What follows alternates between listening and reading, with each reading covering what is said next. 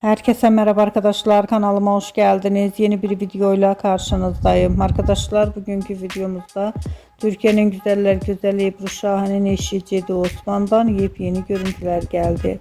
Cedi Osman yeni canlı görüntülerini sosyal medya hesabından paylaştı.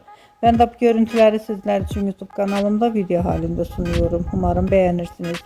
Arkadaşlar videomu beğendiyseniz kanalımı izlemeyi ve bildirim butonuna basmayı unutmayın.